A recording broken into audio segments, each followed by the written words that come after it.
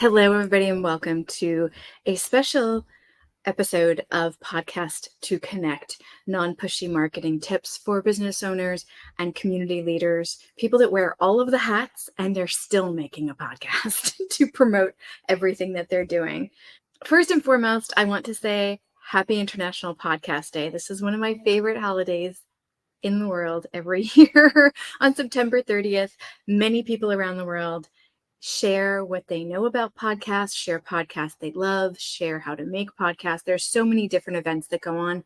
If you haven't checked social media yet, it's hashtag International Podcast Day. You can find out all kinds of things that are happening around the world. So we're interrupting a current season of Podcasts to Connect to share with you specifically business podcasts, something that doesn't get a whole lot of attention, especially solo business podcasts. I have a smattering of interviews that I've done over the past few weeks with solo business owners who have had a lot of surprising things happen because of their podcasts. There's 7 interviews that you're going to be seeing. These are snippets of the interviews. The full interviews will be developed into an entire season of Podcast to Connect for early 2025. So please follow that podcast now in audio on any of the apps or over on YouTube on the Coffee Like Media channel. There's a playlist for Podcast to Connect. You can follow us there. That way you don't miss them when the full episodes come out. It was really hard to pick snippets to put into this compilation video, but for International Podcast Day, it's important that we give a range of experiences and that there's time at the end, like I'm going to do at the end of this session, to answer questions and to teach about podcasting. So I'll be answering questions on how to plan, create, and grow your business podcast. So there'll be time at the end for that. Part 1 is going to be the smattering of interviews, and part 2 is going to be more of the teaching part and sharing of how to create or grow your own podcast. So if you have any questions at all, just put question first and in the chat room, and then your question, and I'll address it in that second part. You can wait to put it there. You can put it there now. If you can't stay for the whole time and you need to leave, put your question over there and you can watch the replay later. I want to make sure as many people who are wearing all of the hats in these projects and organizations get their questions answered about starting and doing, planning, growing audience growth. I love those questions of their own particular podcast. So that's what's happening today. Part 1 is pre-recorded interviews with these folks, and part 2 is going to be the live Q&A. Like I mentioned before, what you're going to see right now is going to be tiny snippets. I'm mostly pulling from the questions of what impact has the podcast had on your business and what surprises are there. And funny enough, those 2 questions blended together really well. So I kept both of those for most of the interviews. And I wonder if you'll even be able to tell where one ends and one begins, because the impact of these business podcasts is so much more than leads. It's in there. You'll hear that information too. So, but it's so much more. Without further ado, let's jump into our first interview. Our first guest is Jamie Taylor of the Modern.net show. And as you can guess, he is an expert in .net, Python, Go, generative AI systems, and so much more. He shares his knowledge, he does interviews, he brings his extensive experience to the conversations. And in this part of our conversation, he talks about how the podcast can lead to other things that lead to other things that lead to other things. And I don't want to give too much away, but there were some very pleasant surprises that happened because of his .net podcast. So let's go to Jamie. All right. So Jamie, how has your podcast impacted your business? So, we were talking offline about how I use the podcast to actually drive clients to the business. So I work as a software development contractor / consultant, depending on which country you're in, right? In the UK, we're contractors. Elsewhere in the world, we're listed as consultants. And what I do is, I'll put out these episodes where I'm interviewing people and talking about some cool thing to do with software development, specifically in the technology called .NET. And then what we do is I then say, hey, what would be cool is you've heard me talk about how great this thing is, and you've heard me discuss kind of how I would build this and Mhm. talking through how this all works. Mhm. Wouldn't it be cool if I was on the team or working on a project for you? And I've had quite a few business leads through it. Mhm. And I've had connected to the podcast. I've been invited to do a whole bunch of talks in person, Mhm. and then when I go do the talks, people are then saying, "Hey, we're talking in person now. Here's my Yeah. business card. We'd love you to come and do this work, or let's have a chat about what you can do, and maybe you can do some mentoring or something like Mhm. that for our team, stuff like that." So it's been an interesting ride. So I would say, yeah, it's brought business in. Uh, Yeah. When people listen to the podcast and then contact you, what do they say? Do they say, "I listened to your podcast," or they say, "I found you online"? Like, how do they talk about the podcast? So sometimes it's a combination of the two. So I have Mhm. a contact form on the website, and the contact form is just like a name or handle, because some people don't want to give their name, an email Mhm. address so I can hit reply, and then like an empty text box for a message, and then your standard sort of capture. Mhm. Make sure it's not a bot, and that will come through. And Yeah. if it's come from the website, it's usually, hey, I've been listening to the show for a while. It would be great if we could get together and do some work. Mhm. But I also post episodes over onto LinkedIn, because business podcast, right? I Mhm. posted both as myself, and I have a page for the podcast, like a business for the podcast that I post there Yeah. as well. And people will reach out through that too. And they'll say, hey, cool, Mhm. it's been great. I've been connected with you for a while. I Mhm. really love this episode. This episode was about, for instance, one of the most recent ones at the time of recording was on AI. So, Mhm. I was talking to the general program manager of AI at Microsoft. So, he kind of knows his stuff, right? Oh, a little bit, And he dabbles. yeah, yeah. And so folks reached out and said, "Hey, you've got this knowledge. You shared this knowledge Yeah. in the episode. Let's talk about how we can use that in our programs, in our software suites, in our applications, in our Yeah. enterprise." And so a little bit of work has come through from that too. So it's just like it's Mhm. sharing that knowledge. And I'm sure you've said this several times on your show in the past, Steph, about it's about giving that value. And Mhm. I love giving free value, because Yeah. it could be that I know something, or maybe the guest knows something that a listener doesn't. And then, Mhm. it might even be just enough words that people can go away and Google, or go away and ask their Yeah. LLM of choice and say, I heard this on a show. They talked about this thing. What is this thing? Enter. And, they get the information, right? And so, Exactly. and I feel like my own is a bit big-headed, but I feel like I'm aiming to be more of a force multiplier, just spread this information as far and wide as possible, right? Yes. I love that. I love that. That is absolutely my core with podcasting, marketing, the whole shebang. My business is that, yeah, I know people are like, oh, don't give away too much. And I'm like, no, give it away. The other advice I heard that I really like is give away the information, charge for the services, charge to do it, yourself. Because there's so much information out there. People have been very generous with me. I've learned so much from others. And I actually, a lot of the services I personally buy online for my business or for my personal life come from like valuable things that I found that people put online. And then I went, wait, what are they selling? Like, I want, do they have a course? No, wait, now I'm interested because I like what they Mhm. did, what they said, what they did, what they shared. That was valuable. And now I want more because I know them, I trust them, I like how they think, I like how they work. And now I want more. I want more. Yep. But it's interesting what you said that you have a podcast page on LinkedIn, but not a business page on LinkedIn.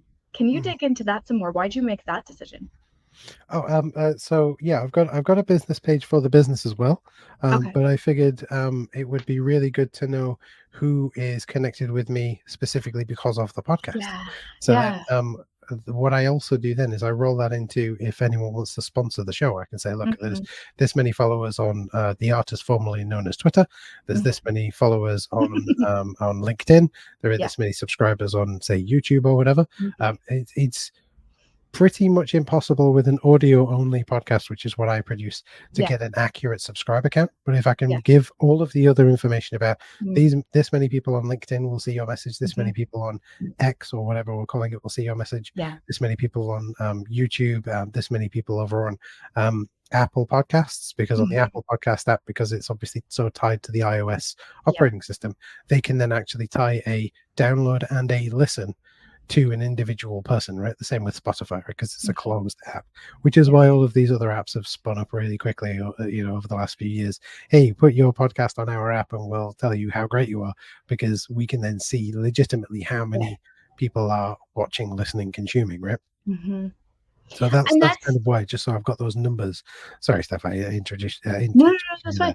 there. That's what a lot of people forget, especially business podcasters who have so many other hats to wear in their business, is that it's not just the audio. Where you are everywhere online, your online presence is a huge part of your message, your story, your business, your outreach. I mean, it's just huge. You really have to look, and potentially your pitch deck if you're going to have sponsors or advertisers or something like that. It's everywhere you are, not just your downloads. It's how many people are following you, how many people are commenting, all of your newsletter subscribers, all of those things combined is your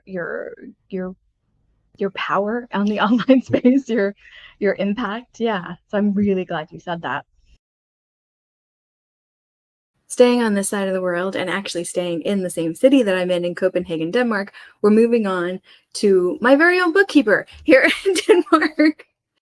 Katalin is the owner of Cool Accounts APS, and she started Business Lessons in Denmark, which is actually how I found her. So this is proof. I am living proof that podcasts get you clients, folks. So Katalin shares not only the leads that she got from her podcast, especially in the first few episodes, which is so amazing, but also some other surprises on the professional people around her and how that built up because of the podcast. So, Katalin, how has your podcast impacted your business? Oh, it has impacted my business in every way. Whoa. Okay, let's break it down. What's one way? We'll start with one. Yeah. First of all, there came a lot of new clients out of it. When we started the podcast, there was an immediate inflow, like a massive inflow.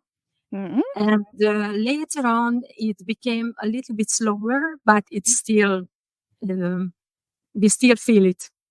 Okay. So, How much are you willing to share? Like massive, like 10, 15, 20, 100, like how much is a massive inflow? Actually, I didn't calculate this, but we got like 10, 15 new clients who are like regular clients.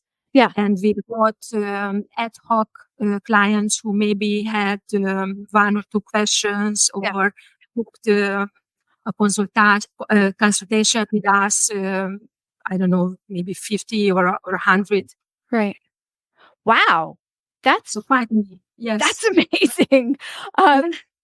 Wow. And how many episodes in did you notice that? Was that the first episode or later down the line? Not right away, but I think around the fourth, fifth episode. Wow. Then people, there were already people contacting us after the first episodes, but it was more like, oh, we saw the podcast, it's so great, Right. Congratulations, or some suggestions how we could improve on the podcast. For example, that we should put subtitles on YouTube and things like that. Yeah. Wow. Okay. So that's one way. Massive lead generation. Another way was that we got a lot of contact from people who wanted to work with us. So it is not a problem to get new people into the company who would like to work for the company, new employees. Oh, wow. So, for example, at one point when we already were very well into the podcast, my business partner decided to leave the company. And then suddenly I was alone, and it was not a problem to find new people who wanted to work with me. So it was amazing, actually. I love that. Okay. In this series, you're the first person to mention that aspect of it. People talk about finding others in their field as a community to like bounce ideas off of, but nobody's mentioned this yet. This is really interesting. Wow. Yeah, I have 2 full-time employees now, and both of them came to me because of the podcast. I love this so much because in your video podcast, you and your co-hosts are there and you're telling information, but you also are showing your personalities. You're joking and you're being yourselves, and that's so powerful. Yeah, Love it. exactly. Okay. Probably that's the reason. So they kind of learn you, how you are as a person, how you react, what is your attitude. Mm-hmm. And yeah. That's fantastic. Okay. Do we have a third way? I mean, the third way is that it also somehow sorts out clients. Like it makes a pre-sorting somehow. Earlier, it did happen that sometimes we got a new client and it turned out that we were not a good match. Their way of thinking about their bookkeeping was not the way we thought about how it should be. And there were some friction about it, or they finally left us, or we said like, no, we don't want to work together any longer, or it will be not possible to work together any longer. And it's somehow this problem is not present any longer. Those people come to us. They come to us because they want to work with us. They kind of know how we are, and they get the good match clients. This is my favorite aspect of podcast marketing, is it really does do that sorting of clients, like you said. And the reason why you're here actually is because in that latest episode, that behind the scenes episode, I'm trying to show it here, of the podcast itself, you talked specifically about this sorting mechanism for clients. And I was like, yes, that is such a good thing, because the personality comes through and then they're listening to you in their ears, and they might be seeing you with your video podcast. And there's just that connection that happens that doesn't happen in other mediums. Yeah, absolutely. It was like, it changed also me and us. Also, my co-host said that it pushed us out of our own comfort zone in a major way. Yeah. And it somehow reflected on all our lives. We are more willing to start new things. We are not so afraid of things anymore. So it was also like a personality change in some way. So it gave us personally also something. Up next is Mary Chan of the Podcaster's Guide to a Visible Voice, and Mary helps underrepresented folks find and build their community through a podcast. And Mary does talk about community, and she does talk about how our voices help us meet people even when we're not meeting them. I'll let her explain. So, Mary, how has your podcast impacted your business? My podcast has impacted my business in terms of, like, I get to nurture those people who want to work with me a lot quicker. They sometimes will listen to my show, book a call with me. That's all happening in the background. Like, I've got that all set up on my website. And then we're going through our discovery call together. And I've barely said anything about price. I'm just like doing my usual talk, and they're just like, yeah, so where do we sign up? Yeah. And I'm like, what? So the discovery calls are quicker?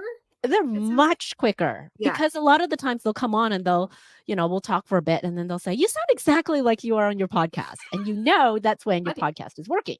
Yeah, that's true. That's true.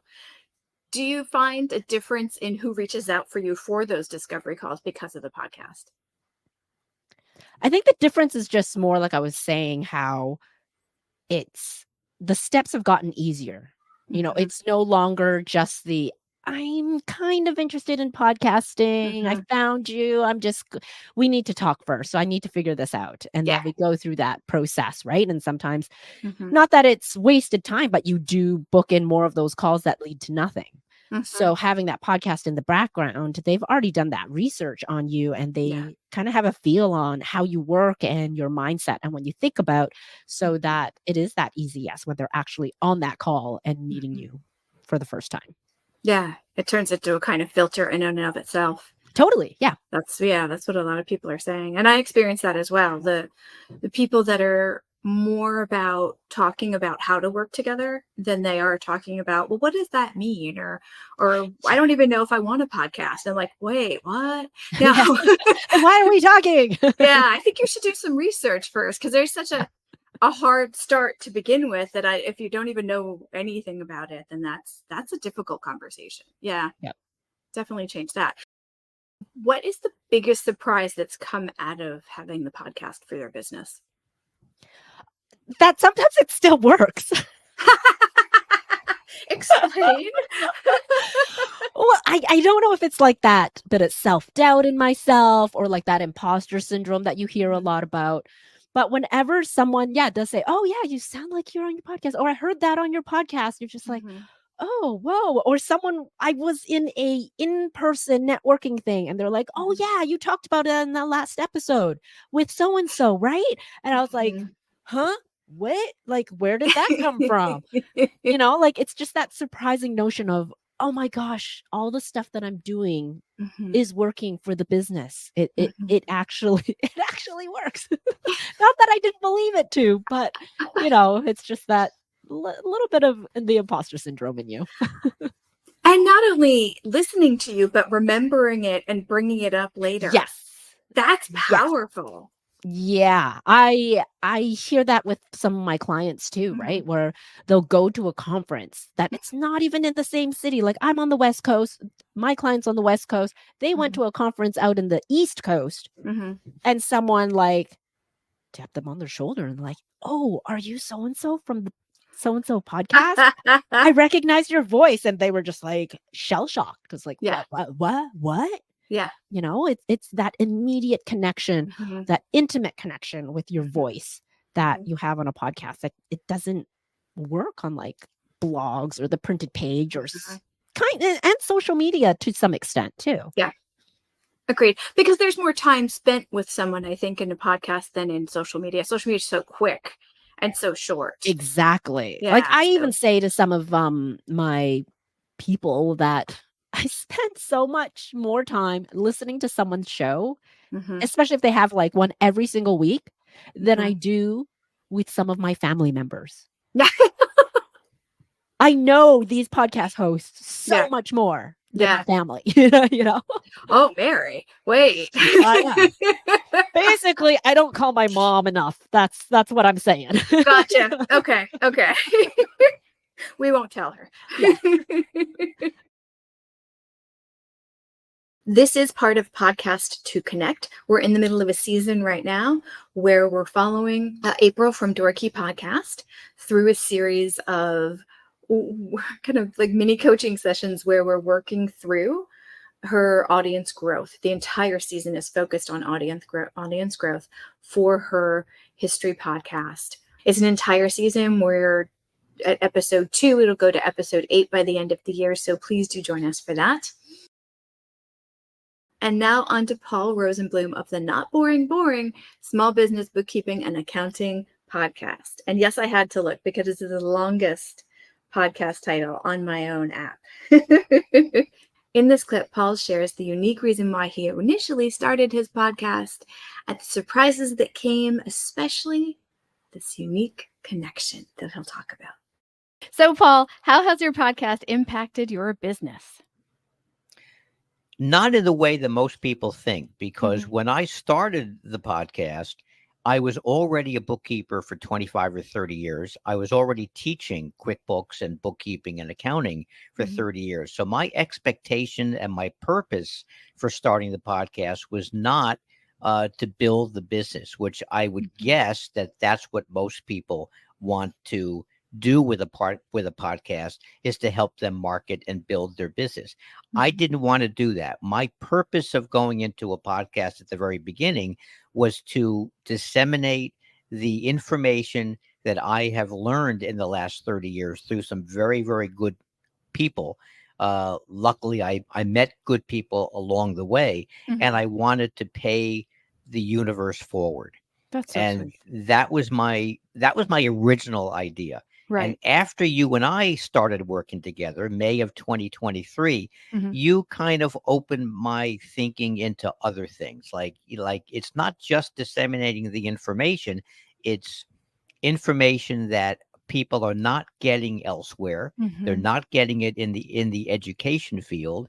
And I should be thinking about ways of making money or getting more clients or hiring bookkeepers Mhm. who might be looking for freelance work.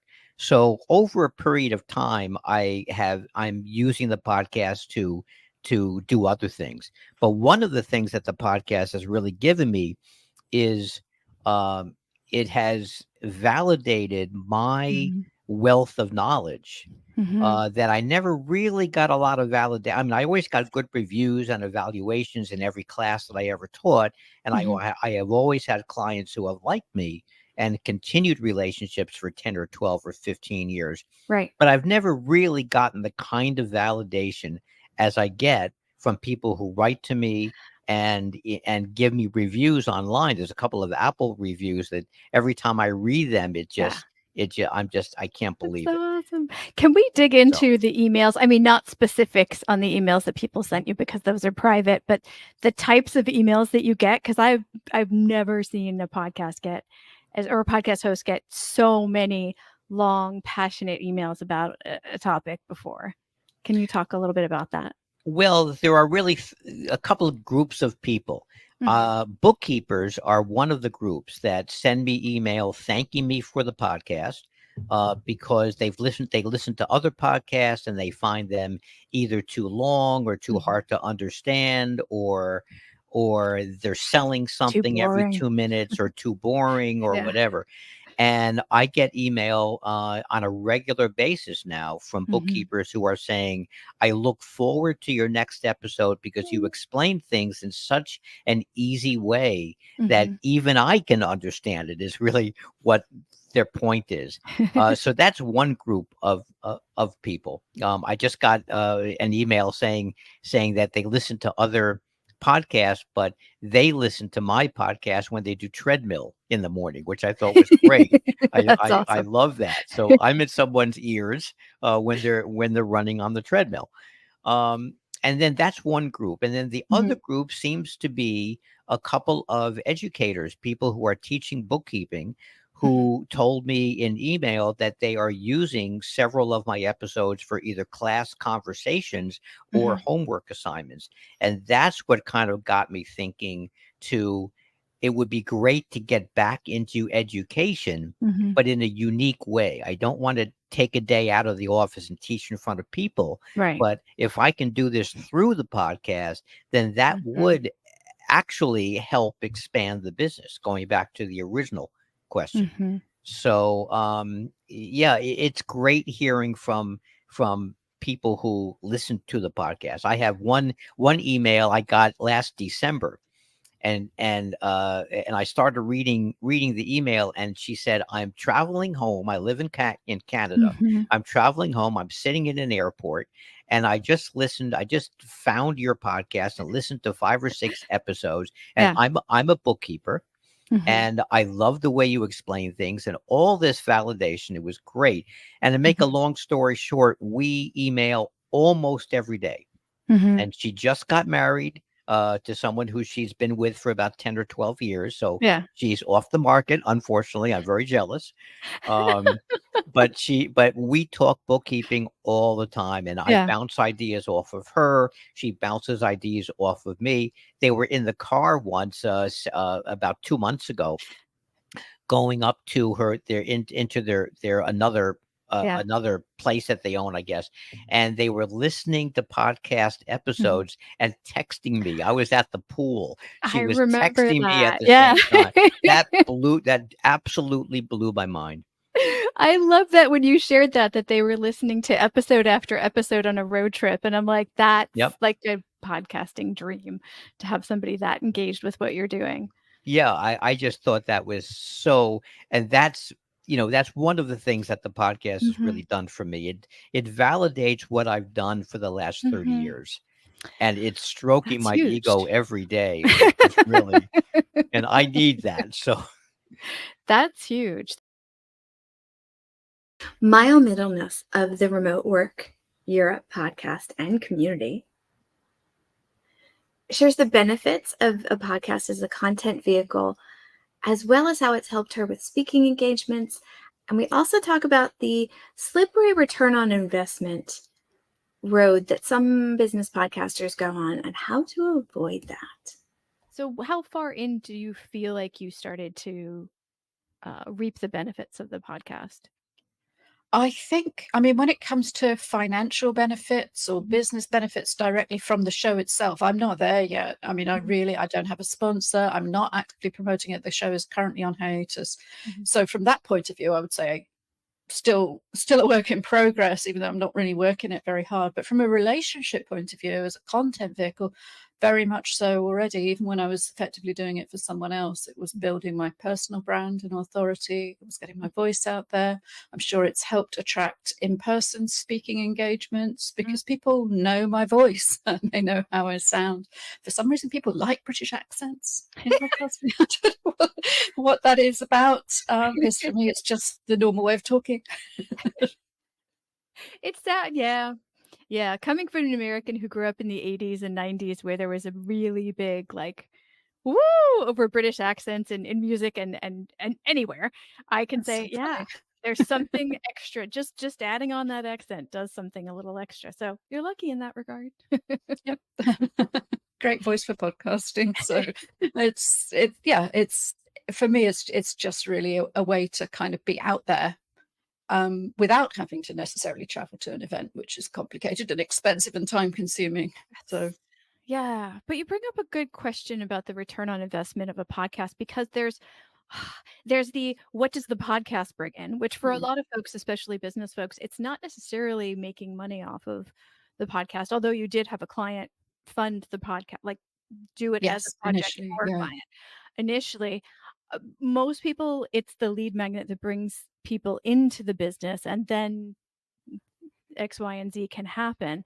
So how do you actually quantify how the return on investment on the podcast is? Yeah, you just can't really measure it. I think you have to have a certain amount of blind faith in the process with all content marketing. Sure. It's the same if I write an article and put it on my website. I have absolutely no idea if somebody might buy a course from me or engage me for some freelance work.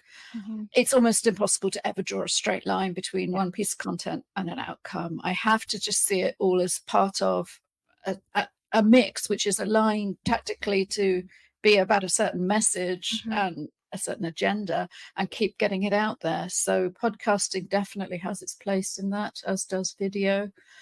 But you can't measure it. I mean, you could look at downloads or something and then you'd say my podcast is really, really small or weak. But it's so much more about the quality. And of course, you don't get great analytics on podcasts anyway.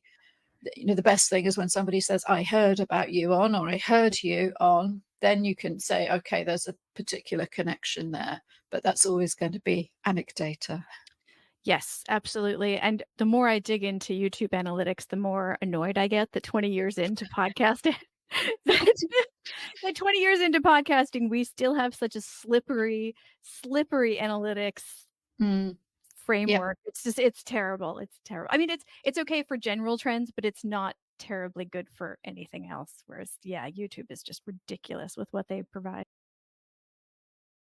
Josh Spector of I Want to Know podcast, as well as the For the Interested newsletter, which is where I initially heard of him and learned a ton about newsletters, talks to us about the difference between people that find him elsewhere and people that find him with his podcast and what that means for conversions to his business, as well as the strategic way he made his podcast format to lead to high conversions. All right. So Josh, how has your podcast impacted your business? It's funny. I've been doing it for a couple of years now, and it's interesting because podcasts, unlike newsletters. I have a big newsletter for theinterestig.com, and with newsletters, it's very easy to sort of track immediately. Like you send a promotion for some offer or service, and you can see how many people clicked, and you sort of know immediately if it's working or not.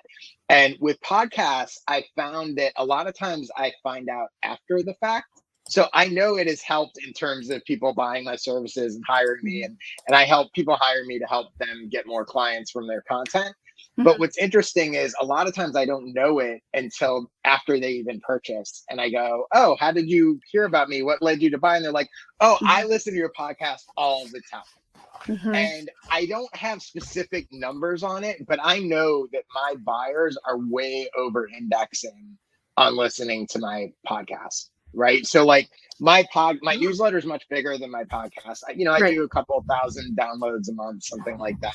My newsletter has about 30,000 subscribers, but I know that my buyers, the people that are buying from me, my customers, there's a high percentage of them that are listening to my podcast. And we'll get into sort of what my podcast is. It's called I Want to Know, and sort of how I do it. I think there's a reason for that. I've been kind of strategic in the format.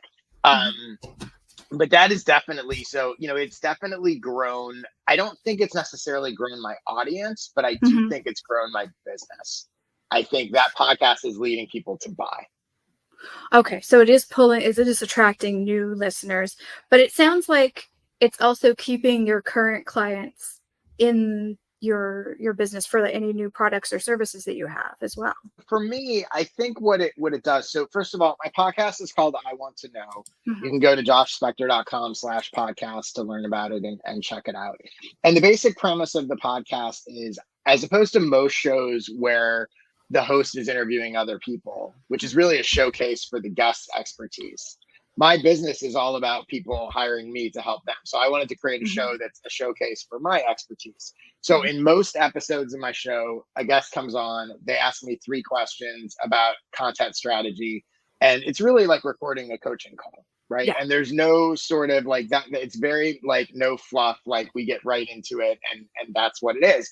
So I think as a result, and this was very intentional, and it has worked out and played out that way, people that are listening to my podcast are basically hearing me do coaching and consulting, right? So they're seeing, I think that's why it's led to more business for me, because they're seeing, oh, look at what this guy just said to X, Y, and Z person. It's funny because in most cases, especially in the sort of coaching and consulting world, you rarely get to actually see the person do coaching before you hire them. Yep. So creating a podcast that is basically a showcase for what they're going to get if they hire me has worked really well. And that's why I think it really over indexes, besides it being valuable and people find it helpful and all of that kind of stuff. Yeah. It is very much aligned with what I ultimately sell. Wait, when you say over indexed, what do you mean by that? So for example, my newsletter, and I love newsletters, and it's the engine of everything that I do. But so I have about 33,000 newsletter subscribers. And let's say I have a couple thousand, again, podcast metrics are weird, but let's say, let's say my average episode gets, maybe a couple thousand downloads. Right? So my newsletter audience is way bigger than my podcast audience, right? And so my podcast audience, let's just to keep the math simple, whatever. Let's say I have, 2,000 podcast listeners and I have 30,000 subscribers. That's less than 10%, right? Yeah. Now, my customers, way more than 10% of my buyers say they listen to my podcast. So that's what I mean that it's over indexing, right? Those people that are listening by percentage of my audience are small. It's less than 10%. Yeah. Right. Yeah. But buyers, I don't know, but I would guess at least 50% of my buyers and my clients have listened to my podcast. Right. And so I think that is showing the power of the podcast as a conversion tool, as opposed to a sort of audience growth tool, which I think again, it depends. I think podcasts are really hard in terms of growing an audience. Yes. And I've actually been surprised because I went into it with this big audience. Yeah. And even with 30,000 people who regularly read and open and love my newsletter, I still only really been able to get a couple thousand of them to listen to the podcast regularly. Yep. So again, it's just a totally different medium, but the upside of it has been that conversion piece, right? It really helps those people buy.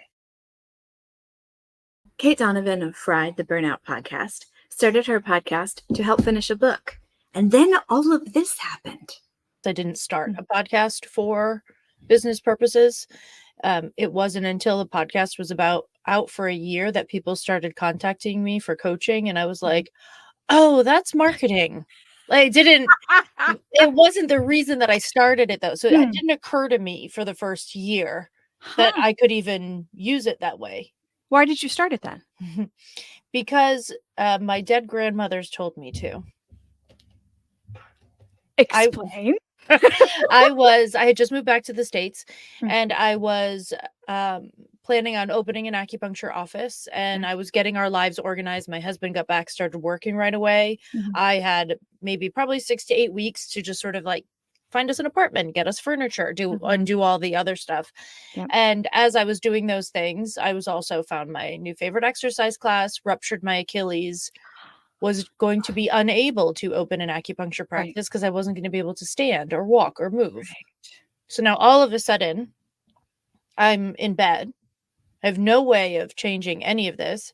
And I went to bed bawling, crying, asking my dead grandmothers, ladies, what am I going to do? Yeah. Like, what am I going to do during this time? And they were like, well, finish your book, first of all. And I woke up with a ticker tape across my head that just said Fried, the Burnout Podcast. Well, actually, originally it was Fried, the Ultimate Guide to Burnout Podcast. And I shortened it since that time, but I couldn't get it out of my brain. And when I realized it, what I realized was that doing the podcast and doing interviews would allow me to write a better book. Right. Because I would have more information than just my information. It's not just my story. It's the story of, 35 other women. So I did 35 interviews in 5 weeks and kicked off the podcast and finished my book. That's a lot. Okay. So the first 35 episodes were that. And then after that, was there something that happened that you thought, this is different than I was expecting? Well, first I had a lot more fun with it than I realized. So that was part one. This was super fun. I really enjoyed it. Then it started to grow. And I remember thinking, like, if I get to 10,000 downloads ever, I will die. Like, I'll die. Ever. Ever. And now we're doing 10,000 downloads every other week. And it's a very, very different experience. But at the time I was like, this is wild. And it just kept sort of growing. Like it just was just happening. And I was like, and then people started calling me for coaching. And I was like, oh, I can do that on purpose. Maybe I should tell people. Yeah. That I do that. Let's go back to the beginning of the podcast. You started it to get more interviews and whatnot for the book. But was there why did you even think of a podcast? Like, were there any podcasts that inspired you that you thought, I can do that, I want to do that? Or was it something else? No, I had done one briefly in the past and didn't go well. I was only doing solo episodes. I couldn't figure it out. I sounded like a robot. It was terrible. And so I had already sort of had a tiny bit of exposure to it. And outside of that, no, it was literally my dead grandmothers told me to do it. And I listened. That was that. Like, exactly. I don't know how many downloads my podcast has total because I've used a couple of different posts over the years. And some of them I thought I downloaded before I left and didn't. So I could be at 1 million already and I wouldn't even know. Yeah. My guess is that I'm probably around 750. Yeah. But it could be at 500. It could be at 1 million. I don't know. And people are like, well, how are you going to celebrate crossing the 1 million mark? I'm like, well, maybe I'll just wait until the numbers I have now get to 1 million. Yeah. I don't know. Like, I don't know. I don't care.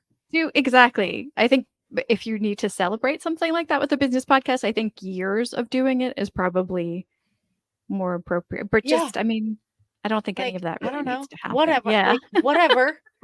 And I was real upset about that for a while. I don't know how many downloads I have. It's an easy promo moment when you hit a mark. because you can say, look, I did this thing, and people are like, wow, must be good. I guess, like it's a good promo thing to do. Yeah. But as soon as I've just realized that, okay, well, I'm going to lose that one promo thing that I do once a year. Yeah. It's like, actually, maybe not as impactful as I imagined. Well, how about I just roll that back a little? Like, slow down, Kate.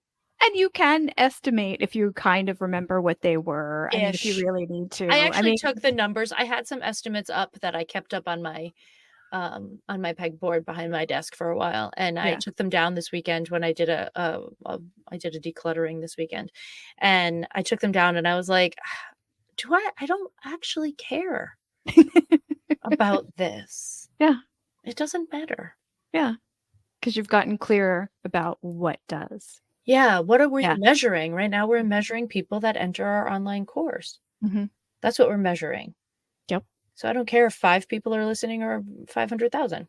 But we do. If it's just 5, we do. For that. They're not going to all convert. Yeah. Right. But who, the thing is, when I had, when I was signing the most coaching clients, the numbers that I don't even want anymore,